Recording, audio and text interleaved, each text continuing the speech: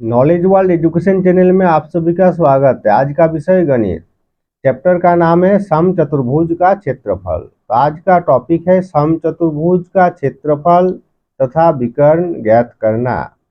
प्रश्न एक है, समचतुर्भुज का क्षेत्रफल ज्ञात कीजिए जिनके विकर्ण क्रमशः 12 सेंटीमीटर तथा 10 सेंटीमीटर है। तो ए बी सी डी एक सम चतुर्भुज है।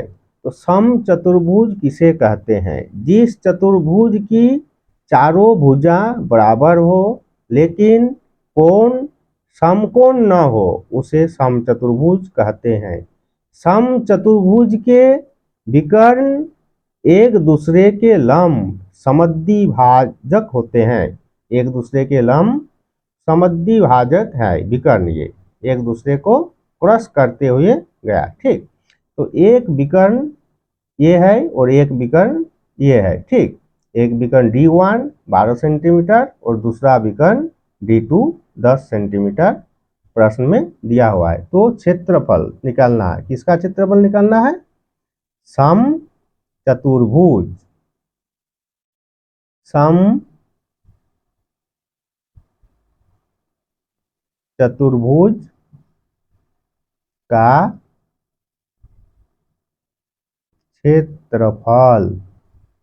तो सम चतुर्भुज का क्षेत्रफल बराबर होता है, इसका फॉर्मूला होता है 1/2 इंटू D1 इंटू D2, अर्थात पहला विकर्ण गुना दूसरा विकर्ण, इसको 1/2 से गुना कर दिए। ठीक, तो D1 और D2 को गुना करके 1/2 से गुना करेंगे, अर्थात D1 और D2 को आपस में गुना कर देंगे और उसको क्या करेंगे 1/2 से गुना कर देंगे, अर्थात इसको हम 2 से भागा कर देंगे। ठीक, तो 1/2 गुना D1 है 12 सेंटीमीटर गुना 10 सेंटीमीटर। ठीक, तो ऊपर ऊपर गुना होता है, तो 10 12 और 1 को आपस में गुना कर दिए तो हो गया 120। 120/2, 120 को 2 से भागा दे दिए तो हो गया 60 सेंटीमीटर स्क्वायर। ये हो गया आपका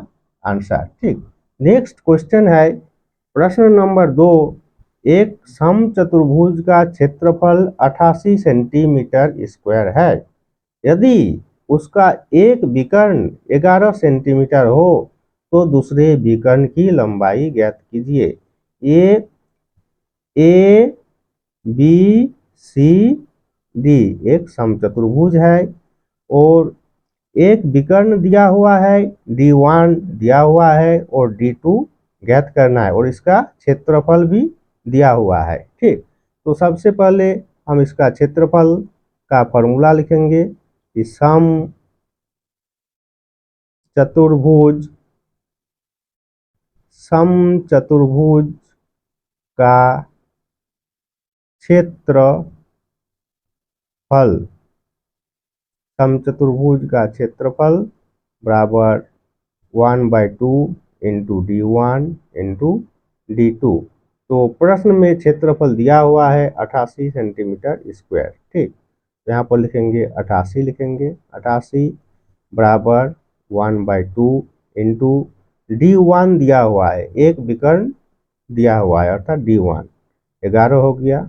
D2 नहीं दिया हुआ है, दूसरा विकर्ण ज्ञात करना है अतः दूसरे विकर्ण के स्थान पर लिखेंगे D2। ठीक, तो इसको 88/1 हम लिख सकते हैं। ठीक, और इसको क्रॉस मल्टीप्लिकेशन कर देते हैं। ठीक, तो इसके साथ गुना होगा और इसके साथ गुना होगा। ठीक, 1 के साथ ये सबका गुना होगा तो 11 इंटू D2 हो जाएगा। 1 के साथ इसका गुना कर दिए, 11 गुना D2 बराबर 88 गुना 2 हो गया। ठीक, और लिख देते हैं और D2 बराबर हो गया 88 गुना 2 divided by 11।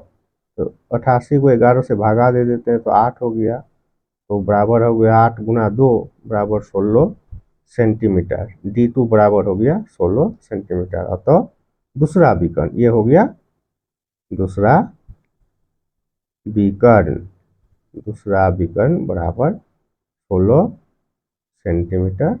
Answer. Thanks for watching video.